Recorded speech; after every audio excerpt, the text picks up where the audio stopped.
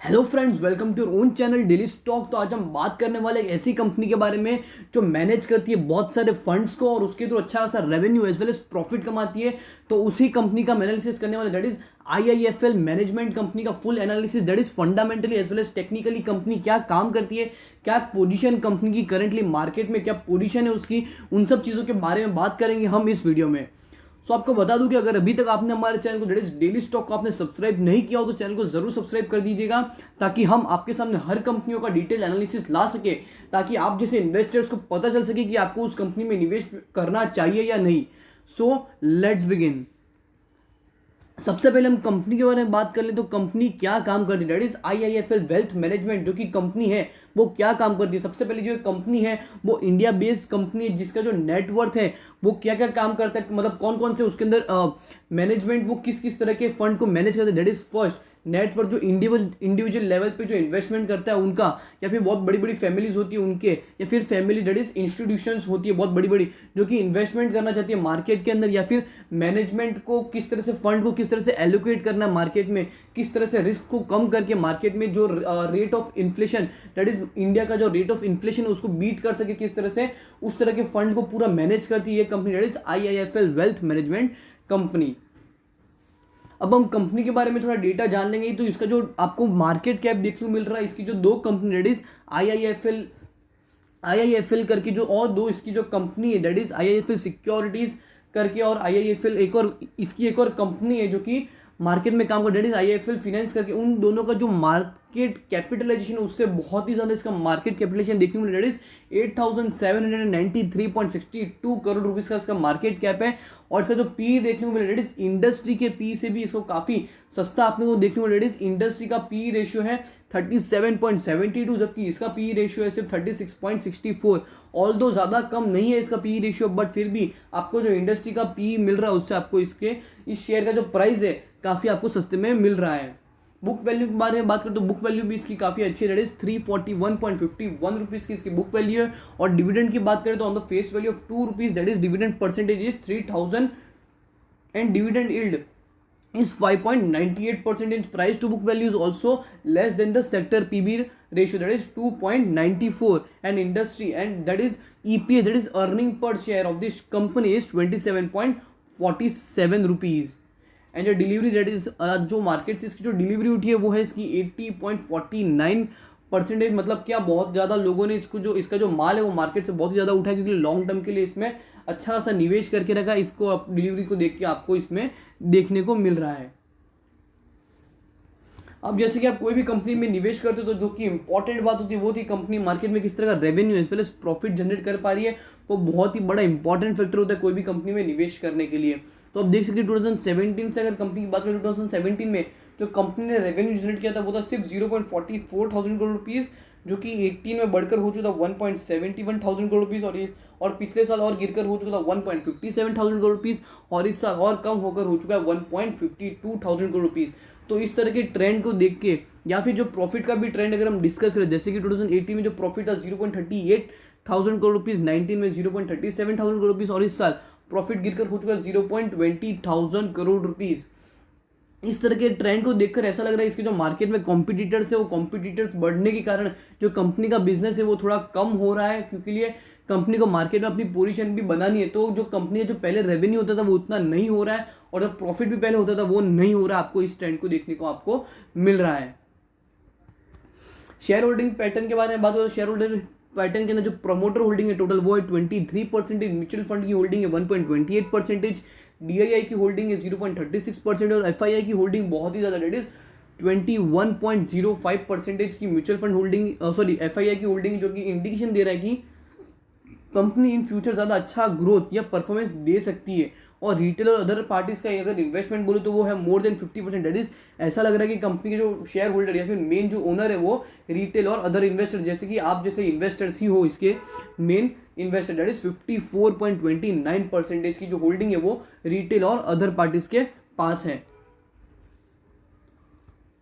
अब इसके promoter holding के ट्रेंड के बारे में बात करें तो जो प्रमोटर होल्डिंग का जो ट्रेंड आपको देखने को मिल रहा है वो थोड़ा नेगेटिव है, जो कि 2019 के सितंबर क्वार्टर में था 24.2%, जो कि जून क्वार्टर में गिरकर हो चुका था 22.92%। बट फिर से इस quarter that is September quarter से फिर से जो कंपनी की प्रमोटर होल्डिंग है उसमें फिर से आपको थोड़ा सा अप ट्रेंड देखने को मिला, दैट इज 23%। अगर अगले क्वार्टर भी कंपनी जो प्रमोटर होल्डिंग उसमें आपको इंक्रीमेंटल ट्रेंड देखने को मिल रहा था, अब आप उस प्राइस पे आप उसको बाय करना चाहो तो कर सकते हो।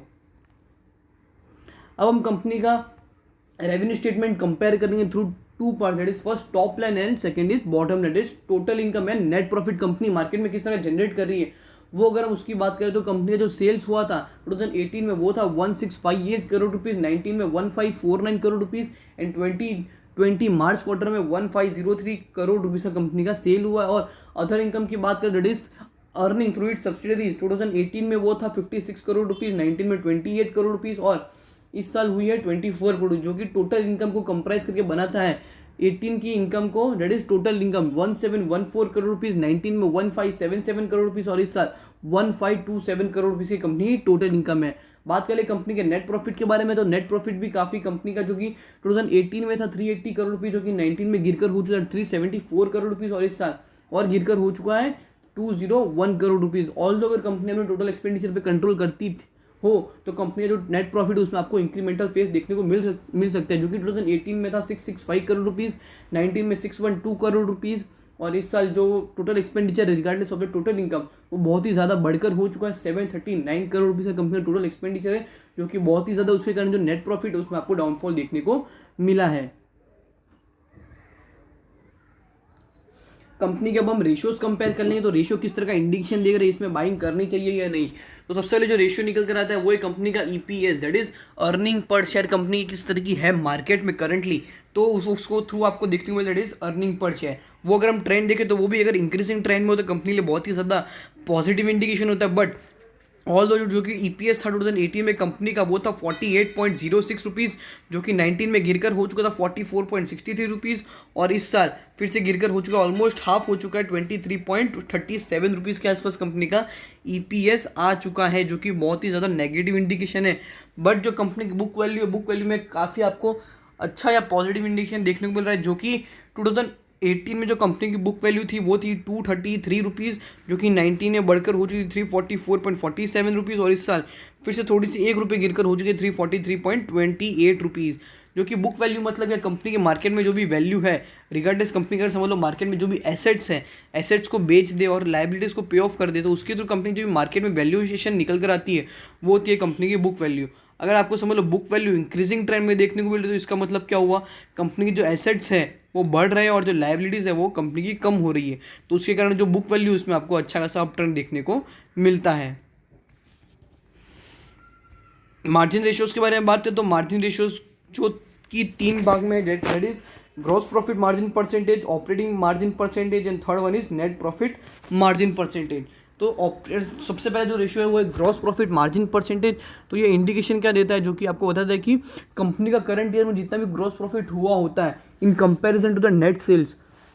वो जो परसेंटेज निकल कर आता है वो होता है कंपनी का ग्रॉस प्रॉफिट मार्जिन परसेंटेज, जो कि कंपनी का था 2018 में 64.05 परसेंटेज, जो कि 19 में हो गया था 63.68% और इस साल और गिरकर हो चुका है 55.15% पर। ऑपरेटिंग मार्जिन परसेंटेज के बारे में बात करें तो ऑपरेटिंग मार्जिन परसेंटेज मतलब क्या कंपनी अपने जो भी डेली बेसिस पे जो भी ऑपरेशंस होते हैं बिजनेस के अंदर कैश फ्लो के रिलेटेड कंपनी उसको कितना एफिशिएंटली कर पाती है वो आपको होता है तो ऑपरेटिंग मार्जिन परसेंटेज या फिर ऑपरेटिंग प्रॉफिट मार्जिन परसेंटेज, जो कि था 2018 में 63.23%, जो कि 19 में थोड़ा सा गिरकर हो चुका था 62.29% और इस साल और ज़्यादा गिरकर हो चुका है 52.42% पर। नेट प्रॉफिट मार्जिन परसेंटेज के बारे में बात करें तो नेट प्रॉफिट मार्जिन परसेंटेज मतलब क्या, कंपनी करंट ईयर में जितना भी नेट प्रॉफिट जनरेट करती है रिगार्डलेस ऑफ द जितना भी कंपनी का सेल्स है वो जो रेशियो में या फिर जो परसेंटेज फॉर्म में होगा वो होगा कंपनी का नेट प्रॉफिट मार्जिन परसेंटेज। हर मार्जिन परसेंटेज को अगर समझ लो इंक्रीमेंटल फेस में हो तो कंपनी के लिए बहुत ही ज़्यादा पॉजिटिव इंडिकेशन होता है, जो कि कंपनी का 2018 में था 22.92%, जो कि 19 में बढ़कर हो चुका था 24.17% और इस साल फिर से गिरकर हो चुका है 13.38% के फॉर्म पर। कंपनी के रिटर्न रेशियोज के बारे में बात हो तो रिटर्न रेशियो में सबसे पहले जो रेशियो है वो है कंपनी का रिटर्न ऑन नेटवर्थ या फिर return on equity percentage. Second one is return on capital employed and the third one is return on asset percentage. तो सबसे पहले जो रेशियो है वो है कंपनी का रिटर्न ऑन नेटवर्थ परसेंटेज। इसका मतलब है कंपनी के मार्केट में जितने भी इक्विटी शेयर होल्डर्स हैं उनके ऊपर कंपनी कितना परसेंटेज ऑफ प्रॉफिट कमा रही है ऑन एन ईयरली बेसिस, वो जो परसेंटेज निकल कर आता है वो होता है कंपनी का रिटर्न ऑन नेटवर्थ या फिर रिटर्न ऑन इक्विटी परसेंटेज। तो वो था कंपनी का 2018 में 20.4%, जो कि 19 में गिरकर हो चुका था 12.86%, और इस साल फिर से गिरकर हो चुका है 6.72% के फॉर्म में। आरओसी के बारे में बात करें तो आरओसी मतलब क्या, रिटर्न ऑन कैपिटल एम्प्लॉयड। अपने बिजनेस में कंपनी खुद कितना पैसा इन्वेस्टमेंट करती है फॉर बेटर एक्सपेंशन या फिर कोई ग्रोथ के लिए या फिर कोई अच्छा खासा पैसा लगाने की कोई नई साइट खोलनी हो उसके रिलेटेड अपनी बिजनेस में कंपनी कितना भी पैसा लगाती है उसके ऊपर कंपनी कितना प्रॉफिट कमा रही है वो आपको बताता है return on capital employed percentage, जो कि कंपनी का 2018 में था 24.24, जो कि 19 में गिरकर हो चुका था 12.78%, और इस साल और गिरकर हो चुका है 8.68% के फॉर्म में। रिटर्न ऑन एसेट्स परसेंटेज के बारे में बात करें तो रिटर्न ऑन एसेट परसेंटेज मतलब क्या, कंपनी के करंट ईयर में जितने भी मार्केट में एसेट्स है उन एसेट्स के ऊपर कंपनी कितना परसेंटेज ऑफ प्रॉफिट जनरेट कर पा रही है वो होता है कंपनी का रिटर्न ऑन एसेट परसेंटेज। क्योंकि कोई भी इन्वेस्टर्स या फिर एनालिस्ट होता है तो ये फॉर्म को जरूर देखते हैं क्योंकि कंपनी का पता चल जाए कंपनी कितना खासा प्रॉफिट जनरेट कर पा रही है कंपनी के मार्केट में जितने एसेट्स है उनके ऊपर, जो कि 2018 में था कंपनी का 3.97%, जो कि 19 में गिरकर हो चुका था 3.82%, और इस साल और गिरकर हो चुका 1.54% में। लिक्विडिटी रेशियो के बारे में बात करें तो लिक्विडिटी रेशियो में सबसे पहले जो रेशियो निकल कर आता है वो है कंपनी का current ratio. Current ratio ideally होना चाहिए 2:1 के रेशियो में, बट अगर उससे कम हो तो अच्छा इंडिकेशन है, बट अगर उससे ज़्यादा होता है तो कंपनी के लिए खराब बात हो सकती है। जो कि 2018 में था कंपनी का करंट रेशियो 1.81 के रेशियो में, जो कि सही था। 19 में बढ़कर हो चुका था 4.12, और इस साल फिर से कम होकर हो चुका है 3.1 के रेशियो फॉर्म में। क्विक रेशियो के बारे में बात करें तो क्विक रेशियो मतलब क्या, जो कि होता है quick assets divide by quick liability. Quick ratio होना चाहिए आइडियली 1:1 के रेशियो में, अगर उससे ज़्यादा हो तो बहुत ही ज़्यादा पॉजिटिव इंडिकेशन होता है। जो कि आप देख सकते हैं 2018 में कंपनी का क्विक रेशियो था 1.81, जो कि 19 में गिरकर थोड़ा बढ़कर हो चुका था 4.11, और इस साल और ज़्यादा बढ़कर फिर से नॉर्मल स्टेगनेंट पोजीशन में आकर हो चुका है 3.1 के रेशियो फॉर्म में। लेवरेज रेशियोज के बारे में बात करें तो लेवरेज रेशियो जो कि कंप्राइज करता है कंपनी का डेट टू इक्विटी रेशियो और interest coverage ratio. That is debt to equity ratio मतलब क्या, कंपनी के मार्केट में जितने भी इक्विटी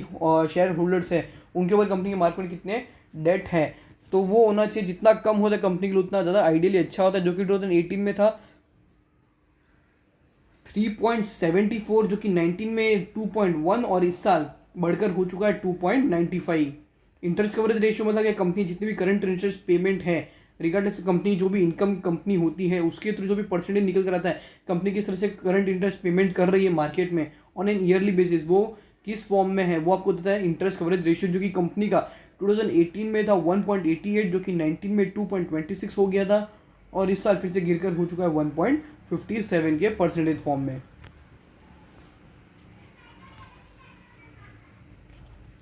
ग्रोथ रेशियोज के बारे में बात करें तो ग्रोथ रेशियो जो कि हम कंपेयर करेंगे दो फॉर्म में, that is first CAGR through the sales and CAGR through the net profit. तो CAGR that is compound annual growth return through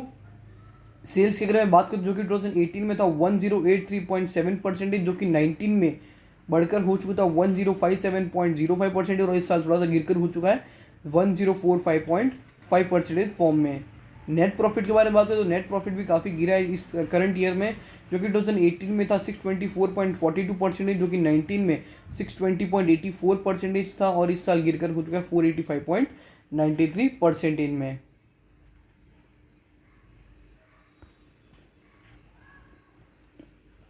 अब कंपनी के बारे में बात कर लेंगे, कंपनी करंटली कितना एसेट अंडर मैनेजमेंट होल्ड करती है मार्केट में थ्रू इट्स इन्वेस्टर्स और इंस्टीट्यूशंस के थ्रू कंपनी का जो भी AUM निकल कर आता है वो किस तरह का है। जो कि आप देख सकते हैं 2017 से लेकर 20 तक आपको कोई भी साल डाउन ट्रेंड देखने को नहीं मिला है, जो कि बहुत ही ज़्यादा अच्छा और पॉजिटिव इंडिकेशन आपको देखने को मिल रहा है। जो कि 2017 में था 85,902 करोड़ रुपीज़, 18 में बढ़कर हो चुका था 112,416 करोड़ रुपीज़, और 19 में और बढ़कर हो चुका था 136,601 करोड़ रुपीज़, और इस साल